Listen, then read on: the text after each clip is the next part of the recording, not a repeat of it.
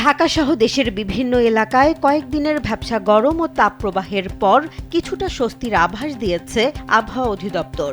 আজ রাজধানী ঢাকায় তাপমাত্রা সামান্য কমতে পারে, ফলে গরমের তীব্রতা কিছুটা কম অনুভূত হওয়ার সম্ভাবনা রয়েছে।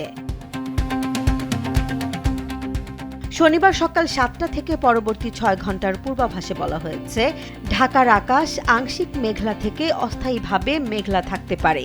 যদিও দিনের বেশিরভাগ সময় আবহাওয়া শুষ্ক থাকার সম্ভাবনা রয়েছে, তবে দক্ষিণ ও দক্ষিণ পূর্ব দিক থেকে ঘন্টায় ১০ থেকে ১৫ কিলোমিটার বেগে বাতাস প্রবাহিত হতে পারে, যা গরমের অনুভূতি কিছুটা কমাবে।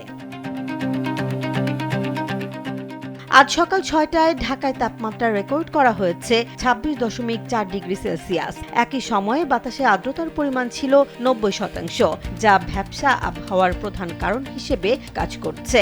গতকাল রাজধানীতে সর্বোচ্চ তাপমাত্রা ছিল ৩৩.৫ ডিগ্রি সেলসিয়াস। আবহাওয়া অধিদপ্তরের সারা দেশের পূর্বাভাস অনুযায়ী রংপুর, রাজশাহী, ঢাকা, ময়মনসিংহ, খুলনা, বরিশাল, চট্টগ্রাম ও সিলেট সহ ৮ বিভাগের কিছু কিছু স্থানে দমকা হাওয়ার সঙ্গে বজ্রবৃষ্টি হতে পারে। কোথাও কোথাও মাঝারি ধরনের ভারী বর্ষণেরও সম্ভাবনা রয়েছে।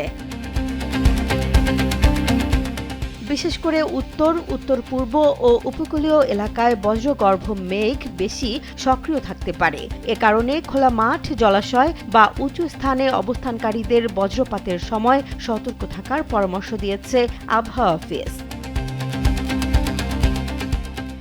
আবহাওয়াবিদদের মতে, মৌসুমি বায়ু ধীরে ধীরে সক্রিয় হলে বৃষ্টির পরিমাণ আরও বাড়বে।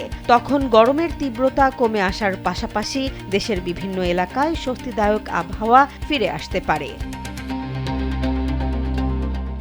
জেসমিন জাহান, কালবেলা।